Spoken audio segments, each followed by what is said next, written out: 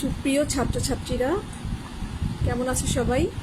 আমি সালমা খাতুন, সহকারী অধ্যাপক, ভূগোল ও পরিবেশ, সরকারি শহীদ সোহরাওয়ার্দী কলেজ, ঢাকা।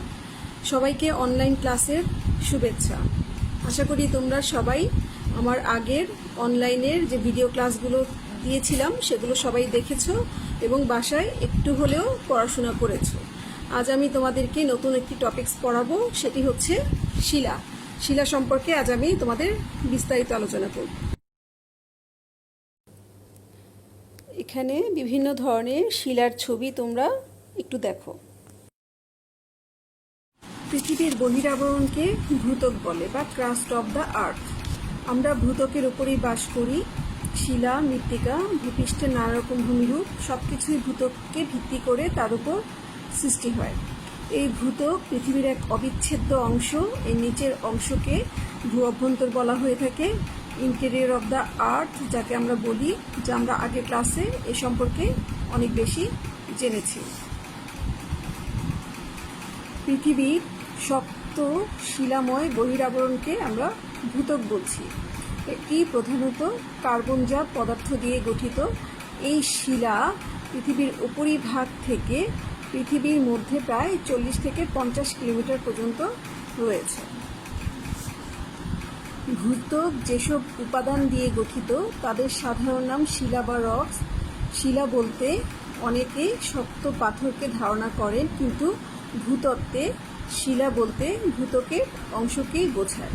অর্থাৎ ভূত্বক যে সকল উপাদান দিয়ে গঠিত, যেমন কাদা, পলি, বালি, কাকর, নুড়ি ইত্যাদি যাবতীয় কিছুই শিলা নামে পরিচিত।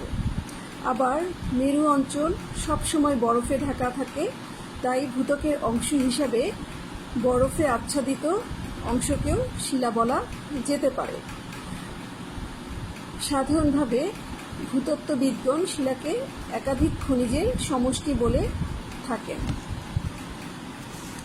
Rocks are the combination of different kind of minerals.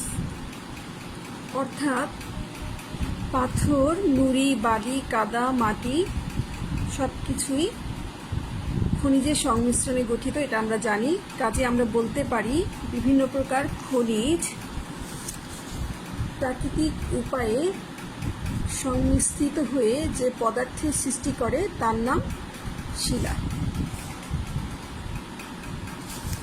যেমন silicon, aluminium, sodium, potassium, calcium, লৌহ ইত্যাদি মৌলিক পদার্থ মিলিত হয়ে ফেলডস্পার্স নামক খনিজ পদার্থটি গঠিত হয়েছে। আবার ফেলডস্পার্সের সঙ্গে কোয়ার্টজ, অভ্র, হর্নব্লেন্ড, টুরমেলিন ইত্যাদি যুক্ত হয়ে গঠিত হয়েছে গ্রানাইট।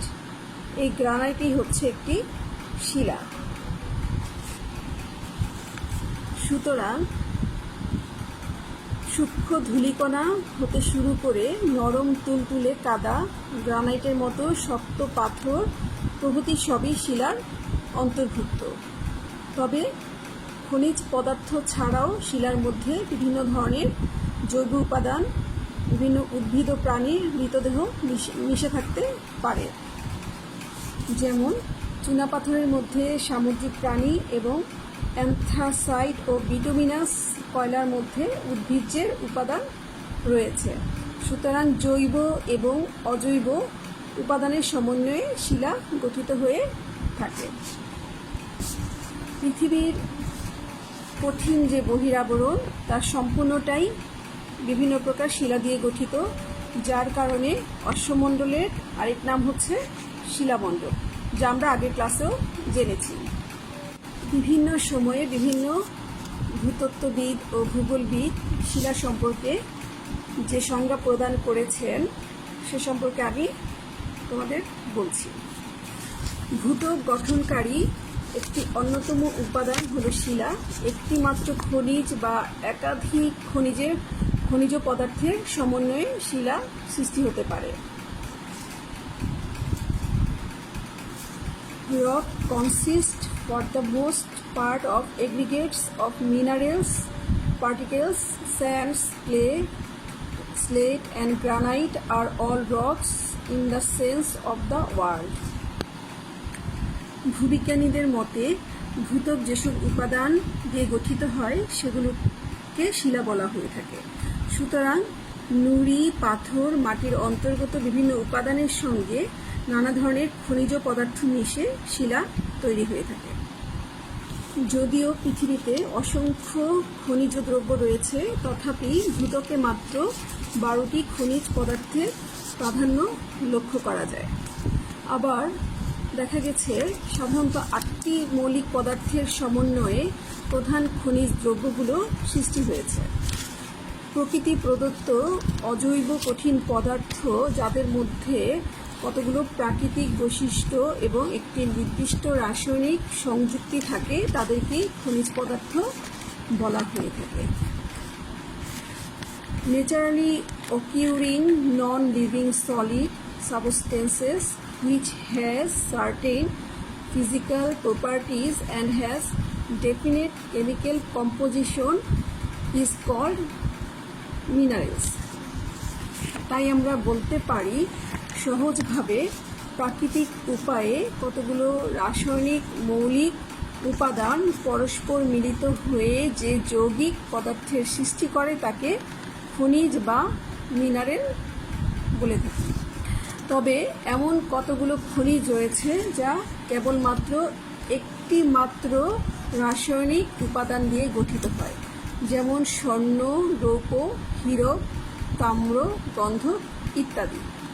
আবার কখনো কখনো একাধিক রাসায়নিক উপাদানের দ্বারাও সংমিশ্রিত হয়ে খনিজ গঠিত হতে পারে।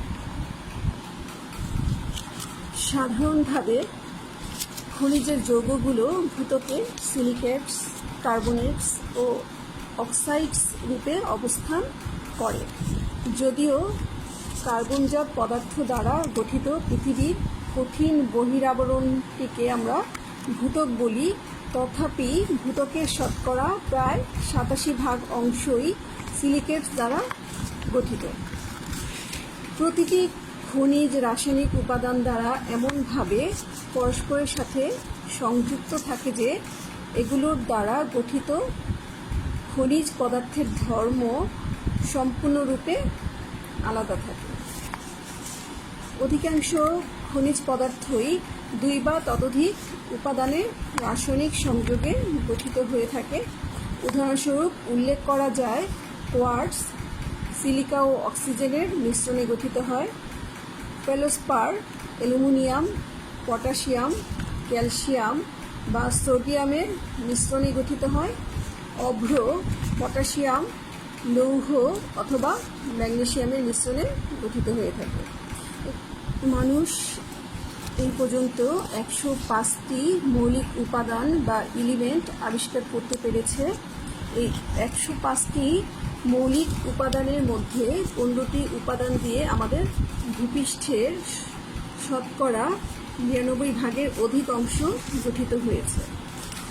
যে 15টি উপাদান দিয়ে ভূপৃষ্ঠ গঠিত হয়েছে সেগুলো হচ্ছে অক্সিজেন, সিলিকা, অ্যালুমিনিয়াম, লৌহ, calcium, sodium, potassium, magnesium, titanium, hydrogen, phosphorus, manganese, carbon, sulphur, chlorine এগুলো। এই উপাদানগুলোর মধ্য হতে কেবল অক্সিজেন ও সিলিকা দিয়ে ভূপৃষ্ঠের 74.4% গঠিত হয়েছে। আমাদের ভূপৃষ্ঠ নানা রকম শিলা দিয়ে গঠিত। শিলাগুলো আবার বিভিন্ন ধরনের খনিজ পদার্থ দ্বারা গঠিত হয়। শিলার প্রকারভেদ সম্পর্কে আমরা একটু জানব। এখন শিলাকে যে শ্রেণীবিভাগ করা হয় তা সাধারণত উৎপত্তি বৈশিষ্ট্যের উপর ভিত্তি করে এবং রাসায়নিক গঠন অনুসারে শ্রেণীবিভাগ করা হয়ে থাকে। এখন ভূপৃষ্ঠের যাবতীয় শিলাকে উৎপত্তি এবং বৈশিষ্ট্য অনুসারে 3টি প্রধান শ্রেণীতে ভাগ করা যায়, যথা আগ্নেয় শিলা বা ইগনিয়াস রক, পাললিক শিলা বা সেডিমেন্টারি রক পরিবর্তিত বা রূপান্তরিত শিলা, যেটাকে আমরা বলি মেটামরফিক রক।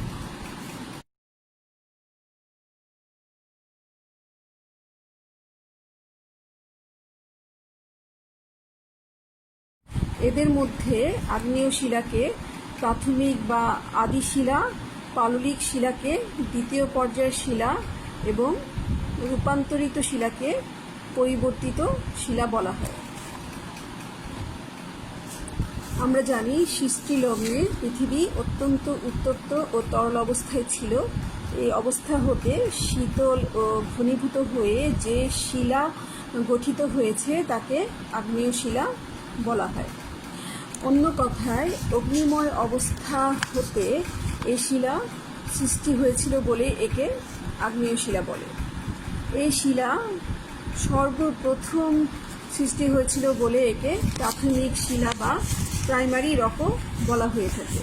ল্যাটিন ভাষায় ইগনিস শব্দের অর্থ হচ্ছে আগুন, তাই আগ্নেয় শিলার প্রতিশব্দ হচ্ছে ইগনিয়াস রক।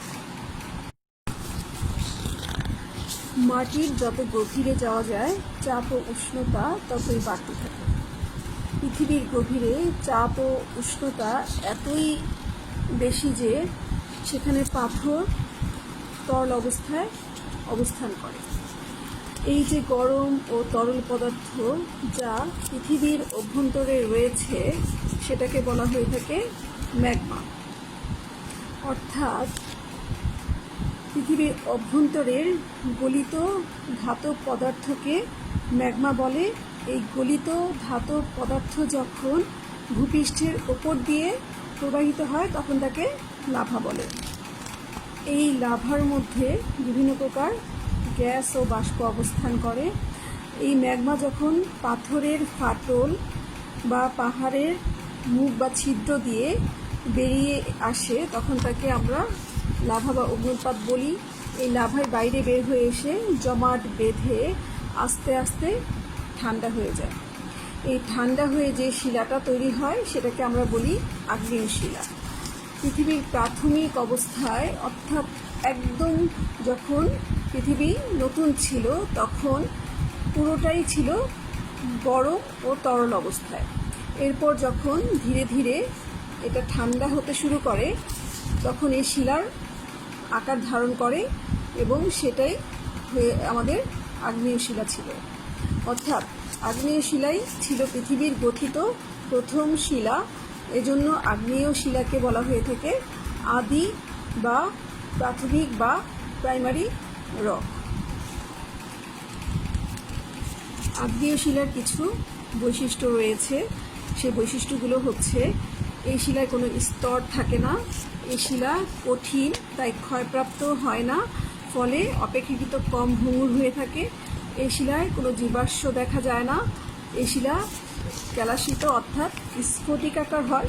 এই শিলা ভারী ও শক্ত হয়ে থাকে। অধিকাংশ আগ্নেয় শিলা দেখতে খুব সুন্দর হয়ে থাকে। এই শিলার দানাগুলো সাধারণভাবে সূক্ষ্ম ও ঘন বিন্যস্ত হয়। এই শিলার মধ্যে খনিজের কণাগুলো ঘনভাবে বিন্যস্ত থাকে। আগ্নেয় শিলায় কোনো রকম ছিদ্র থাকে না বলে এর অন্যতম আরেকটি বৈশিষ্ট্য হচ্ছে যে এর মধ্যে কোনো তরল পদার্থ চুইয়ে ভিতরে প্রবেশ করতে পারে না। আগ্নেয় শিলা অম্লধর্মী অথবা ক্ষারকীয় হয়ে থাকে। পৃথিবীর প্রাচীনতম শিলা এটি। অন্য কোনো শিলাস্তরের মধ্যে আগ্নেয় শিলা শিরা বা উপশিরার মতো গ্রথিত থাকতে পারে। আগ্নেয় শিলার মধ্যে বিভিন্ন ধরনের ধাতব খনিজ সম্পদের সন্ধান পাওয়া যায়।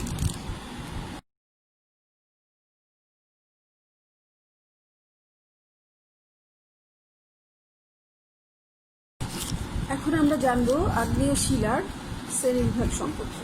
আগ্নেয় শিলার শ্রেণীবিভাগ নানাভাবে করা যেতে পারে, যেমন উৎপত্তি ও গঠন অনুসারে, রাসায়নিক গঠন অনুসারে, খনিজ উপাদানের ভিত্তিতে, দানার গুণটের ভিত্তিতে। উৎপত্তি ও গঠন অনুসারে আগ্নেয় শিলাকে দুটো ভাগে ভাগ করা যায়। এক নম্বর উদ্বেধী বা অন্তজ আগ্নেয় শিলা, যেটাকে আমরা বলি ইনট্রুসিভ। আরেকটা হচ্ছে নিঃসারী বা বহিজ আগ্নেয় শিলা, যেটাকে আমরা বলি এক্সক্লুসিভ। পৃথিবীর অভ্যন্তরে যে ম্যাগমা থাকে, এই ম্যাগমা অগ্ন্যুৎপাতের ফলে পৃথিবীর বাইরে চলে আসে, কিন্তু মাঝে মাঝে এই ম্যাগমা পৃথিবীর অভ্যন্তরে জমে যায়। সেটা অবশ্যই ভূপৃষ্ঠের কাছাকাছি স্থানীয় হয়, খুব একটা ভিতরের দিকে হয় না, অর্থাৎ ভূপৃষ্ঠ থেকে বাইরের না এসে ভূপৃষ্ঠের ভিতরেই জমে যায়।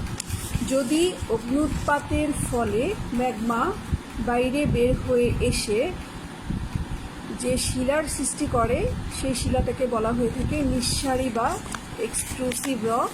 আর যদি বাইরে না বেরিয়ে পৃথিবীর অভ্যন্তরেই জমে গিয়ে যে শিলায় পরিণত হয়, তখন তাকে বলা হয় উদ্বেধী আগ্নেয় শিলা বা ইন্ট্রুসিভ রক। ব্যাসল্ট হচ্ছে নিঃসারী বা বহিজ আগ্নেয় শিলার একটি উদাহরণ, আর গ্রানাইট হচ্ছে উদ্বেধী আগ্নেয় শিলার একটি উদাহরণ। আসো আমরা গ্রানাইট এবং ব্যাসল্ট দুটা শিলার ছবি দেখি।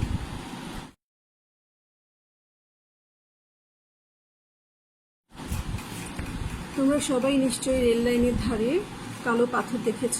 এই কালো পাথরগুলোই হচ্ছে ব্যাসল্ট। আর গ্রানাইট হচ্ছে একটি চকচকে পাথর, যা কখনো ময়লা হয় না, আর ময়লা হলেও পলিশ করলে আগের মতো হয়ে যায়। এটি সাধারণত শৌখিন দ্রব্য, বিশেষ করে শৌখিন দেয়াল বা মেঝেতে লাগানো হয়ে থাকে। গ্রানাইটের প্রধান উপাদান হচ্ছে কোয়ার্টজ এবং ফেলোস্পার। এখানে গ্রানাইটের কোয়ার্টজের পরিমাণ থাকে 31% এবং ফেলোস্পারের পরিমাণ থাকে 46%। ব্যাসল্ট শিলা প্রথম ইথিওপিয়াতে ষড়ভুজ আকৃতিতে দেখা যায়। এটি চ্যাপ্টা আকৃতির ভূমিরূপ গঠনে সহায়তা করে বা ভূমিরূপ সৃষ্টি করে থাকে। আর গ্রানাইট শিলা প্রথম নরওয়েতে দেখা যায় এবং এটি গোলাকৃতি ভূমিরূপ সৃষ্টি করে থাকে। নিঃসারী শিলার আপেক্ষিক গুরুত্ব বেশি হয়ে থাকে, আর উদ্বেধী শিলার আপেক্ষিক গুরুত্ব কম হয়ে থাকে। এখন আমরা জানি আগে যে আপেক্ষিক গুরুত্ব বিষয়টা কি। প্রমাণ তাপ ও চাপে 1 ঘন সেন্টিমিটার আয়তনে কোনো পদার্থের যে ভর, তাকে আপেক্ষিক গুরুত্ব বলে। অর্থাৎ একক আয়তনের কোনো কঠিন বা তরল পদার্থের ভরকে তার আপেক্ষিক গুরুত্ব বলা হয়ে থাকে।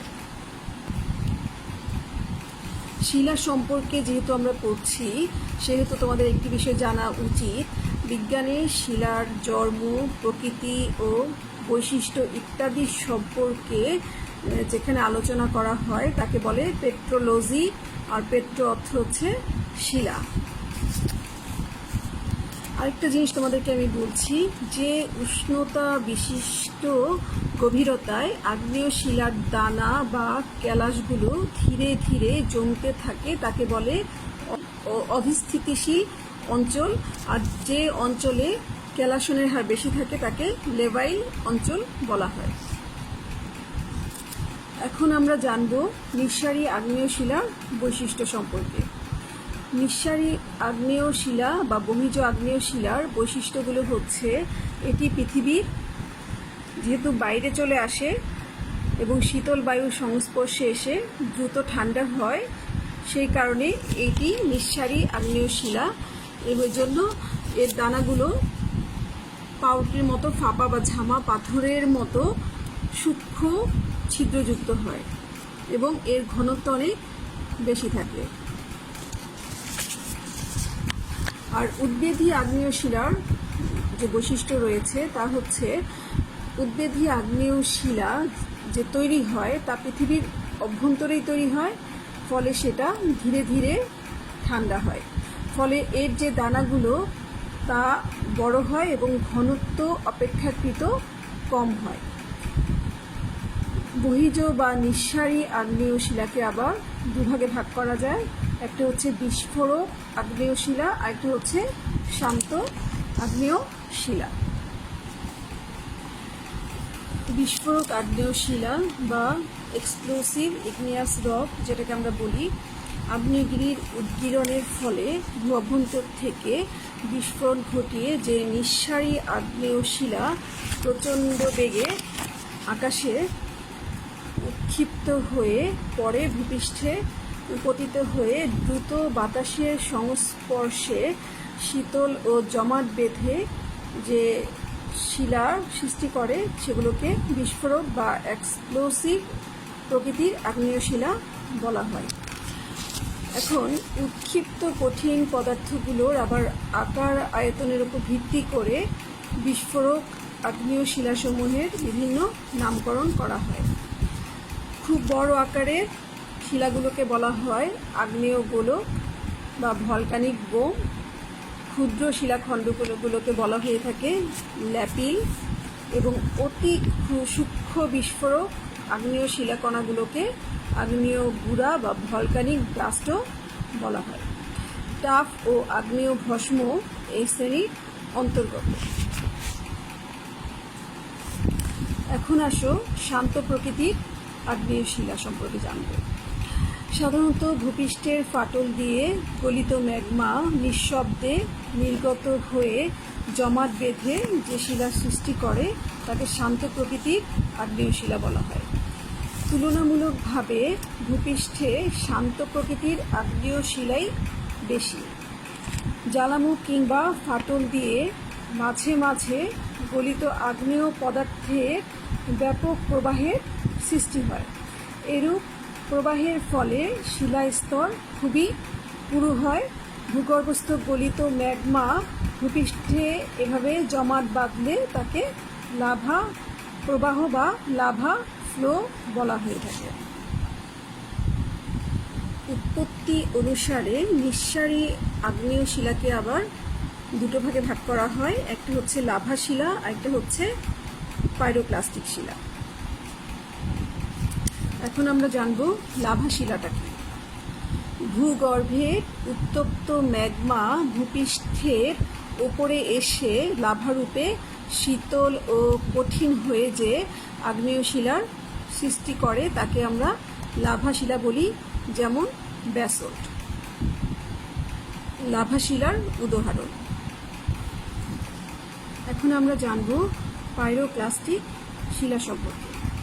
এখন পৃথিবীর অভ্যন্তরে আগে থেকে জমে থাকা লাভা অনেক সময় ভূপৃষ্ঠে যে ম্যাগমা রয়েছে তা যখন বের হয়ে আসে সেটাও তার সাথে বাইরে চলে আসে এবং ম্যাগমার সাথে বাহিরে এসে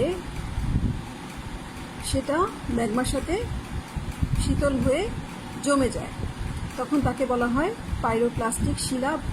পাইরোক্লাস্টিক শিলার উদাহরণ হচ্ছে টাফ। গ্রিক শব্দ পাইরো অর্থ উত্তাপ এবং ক্লাস্টোস অর্থ হচ্ছে ভঙ্গুর। আগ্নেয়গিরির জ্বালামুখে জমাটবদ্ধ ম্যাগমা যখন পরবর্তীতে অগ্নুৎপাতের সময় ভেঙে টুকরো টুকরো হয়ে উৎক্ষিপ্ত হয় তাদের একত্রে বলা হয় পাইরোক্লাস্টিক। পাইরোক্লাস্টিক শিলার সঞ্চয়কে ট্যাফরা বলা হয়ে থাকে। আরও কয়েকটি পাইরোক্লাস্টিক শিলা হচ্ছে টুথ, টাফ। এখন আমরা জানব উদ্বেধী বা ইন্ট্রুসিভ বা অন্তজ আগ্নেয় শিলা সম্পর্কে।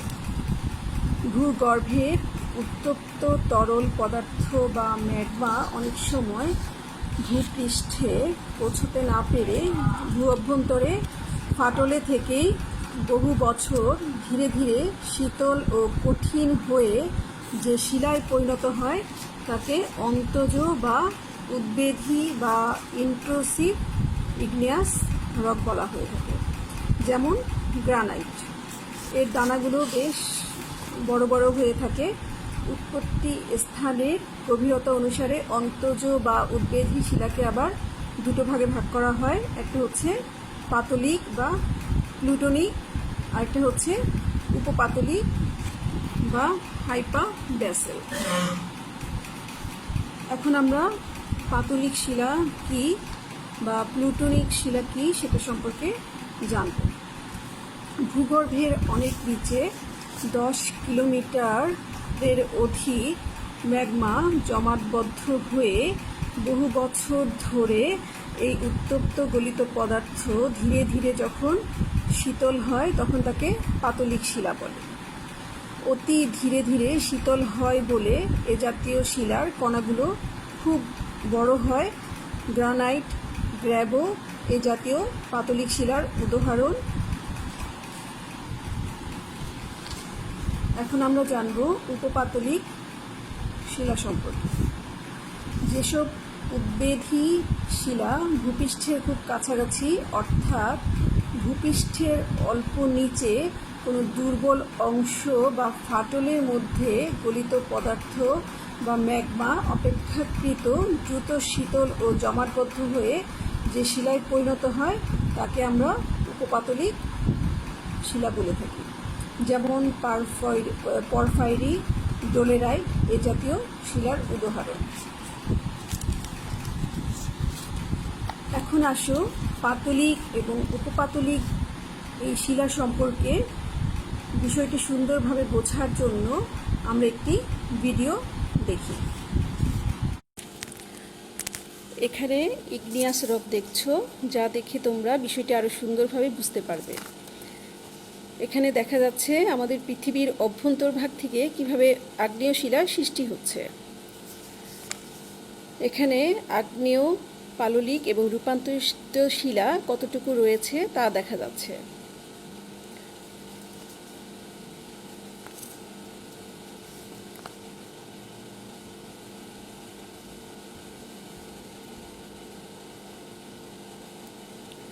দেখা যাচ্ছে ভলকানিক ইরাপশন হচ্ছে এবং এর ফলে ভূপৃষ্ঠে প্রচুর লাভা এসে জমা হচ্ছে এবং সঞ্চিত হচ্ছে।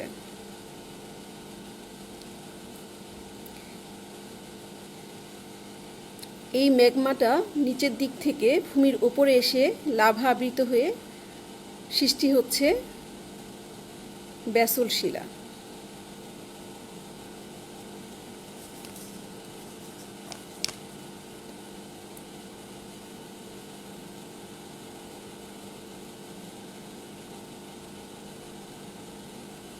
যা শীতল বায়ুর সংস্পর্শে এসে নিঃসারী বা এক্সক্লুসিভ ইগনিয়াস রক সৃষ্টি করল, যাকে বলে লাভা শিলা।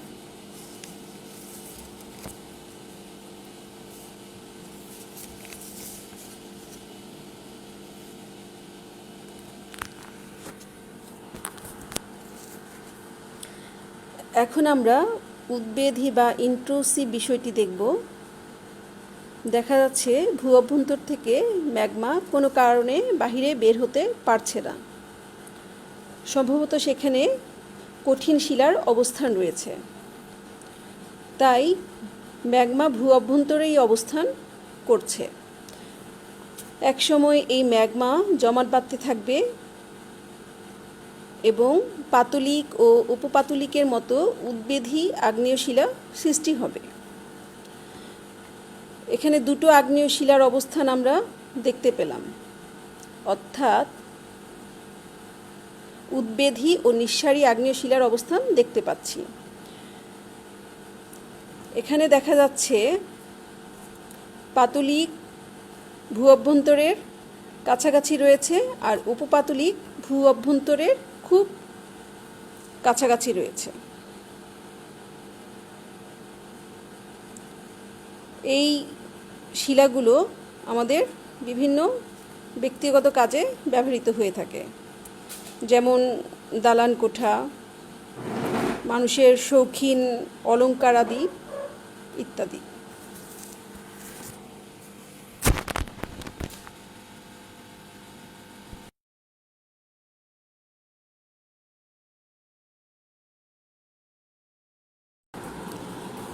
অবস্থান ও আকার ভেদে অন্তজ আগ্নেয় শিলা নানাবিধ হতে পারে, যেমন ল্যাকোলিথ, ফ্যাকোলিথ, ডাইক, সিল, ল্যাপোলিথ, ব্যাথোলিথ, স্টক এবং প্লাগ।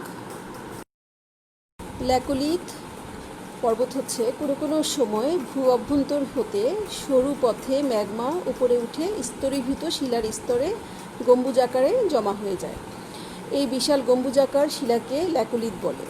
এর নিচের ভাগ সমতল কিন্তু উপরের ভাগ অসমান থাকে। উত্তর আমেরিকার হেনরি পর্বত লেকোলিথ শ্রেণীর পর্বত। এখন ফ্যাকোলিথ কী সেটা জানি। ভাজময় অঞ্চলে শিলাস্তরের উপরিভাগে ম্যাগমা সঞ্চিত হয়ে অর্ধচন্দ্রাকৃতি রূপ ধারণ করে শীতল হয়ে যে শিলার সৃষ্টি হয় তাকে ফ্যাকোলিথ বলে। এখন আসো ডাইক কী সেটা জানি।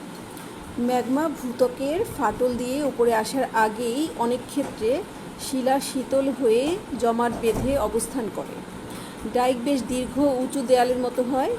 মেক্সিকোতে ডাইক রয়েছে, এদের দৈর্ঘ্য 3 থেকে 8 কিলোমিটার। ভূ অভ্যন্তরে জমাট বাঁধা বিশাল আকারের আগ্নেয় শিলাখণ্ডকে সিল বলে। সিলের চেয়ে পাতলা আনুভূমিক জমাট বাঁধা শিলাস্তরকে শীট বলে থাকে।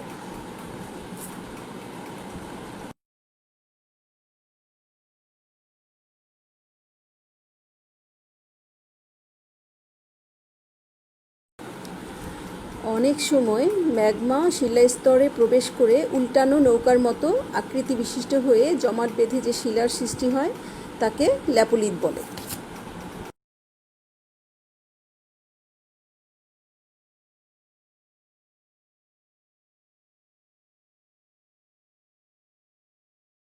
অভ্যন্তরের অনেক গভীরে প্রচুর ম্যাগমা বিশাল স্তূপাকারে সঞ্চিত হয়ে ধীরে ধীরে তাপ বিকিরণ করে ঠান্ডা হয়ে উপরিভাগ গম্বুজের মতো উত্তল হয়ে যে শিলায় পরিণত হয় তাকে ব্যাথোলিথ বলে।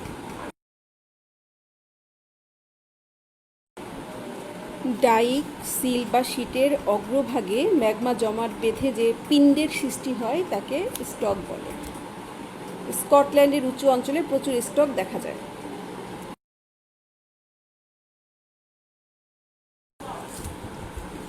এখন আসো শেষে আমরা প্লাগ নিয়ে আলোচনা করি।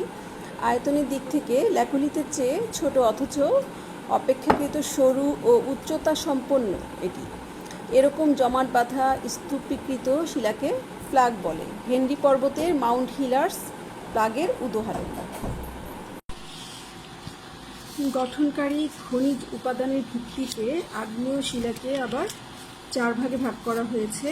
একটা হচ্ছে ফেলোসিক, আরেকটি হচ্ছে মেফিক, আরেকটি হচ্ছে ফেলোসিক ও মেফিকের মাঝামাঝি, এবং শেষেরটি হচ্ছে উচ্চমাত্রার মেফিক। এখন ফেলোসিক শিলাটি কি সেটা সম্পর্কে আমরা জানি। এ জাতীয় আগ্নেয় শিলায় অধিক পরিমাণে ফেল্ডস্পার ও সিলিকা মিশ্রিত থাকে। এটি গাঢ় ধূসর বর্ণের বা কালো বর্ণের হয়ে থাকে। এই শিলাতে কোয়ার্টজও থাকে। এরপরে আসো মেফিক, এটি সম্পর্কে জানি। এ জাতীয় আগ্নেয় শিলায় ম্যাগনেসিয়াম ও লৌহের আধিক্য থাকে। এটি সাধারণত ব্যাসল্ট জাতীয় শিলা। ক্যালসিয়াম, ফেলোস্পার ও পাইরোক্সিন এর প্রধান খনিজ উপাদান। এটি গাঢ় ধূসর থেকে কালো বর্ণের হয়ে থাকে। এরপর ফেলোসিক ও মেফিকের মাঝামাঝি যে শিলা এটি অ্যান্ডেসাইট জাতীয় আগ্নেয় শিলা। আর উচ্চমাত্রার মেফিক যেটিকে আমরা বলছি সেটি পেরিডোটাইট এর উদাহরণ। দানার বুননের ভিত্তিতে আগ্নেয় শিলাকে আবার 5 ভাগে ভাগ করা হয়েছে। 1 নম্বর হচ্ছে প্যাগমাটিক, 2 নম্বর ফ্যানারিটিক, 3 নম্বর পরফাইরিটিক, 4 নম্বর অ্যাফেলিটিক, 5 নম্বর হচ্ছে ফেলসিটিক।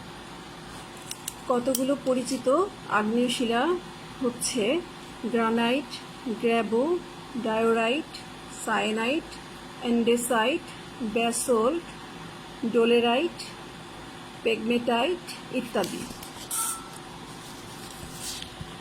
এখন রাসায়নিক গঠন অনুসারে আগ্নেয় শিলার যে শ্রেণীবিভাগ করা হয় সে সম্পর্কে আমরা একটু জানব।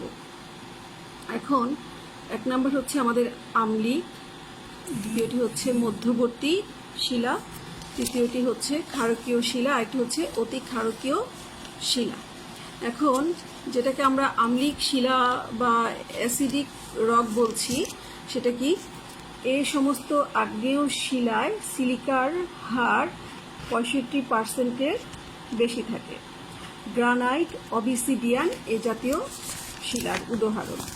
আর মধ্যবর্তী যেটা ইন্টারমিডিয়েট রক বা মধ্যবর্তী শিলা বলছি, যে সকল আগ্নেয় শিলায় সিলিকার পরিমাণ 65 থেকে 55% ভাগ এবং ক্ষারকীয় অক্সাইডের পরিমাণ 35% থেকে 45%-এর মধ্যে হয়ে থাকে, তাকে মধ্যবর্তী শিলা বলা হয়ে থাকে।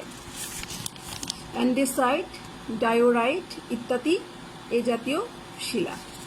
তারপরে হচ্ছে আমাদের ক্ষারকীয় শিলা বা বেসিক রক যেটাকে আমরা বলি, এই জাতীয় শিলা সিলিকার পরিমাণ থাকে 55 থেকে 45%-এর মধ্যে এবং গ্র্যাভো, ব্যাসল্ট, ডোলেমাইট এ জাতীয় শিলা। এখন অতি ক্ষারকীয় শিলা যেটাকে আমরা বলি, সেটা হচ্ছে যেখানে সিলিকার পরিমাণ কম, অর্থাৎ 45% ভাগের চেয়ে কম এবং ক্ষারকীয় অক্সাইড 55% ভাগের ঊর্ধ্বে থাকে, তাকে অতি ক্ষারকীয়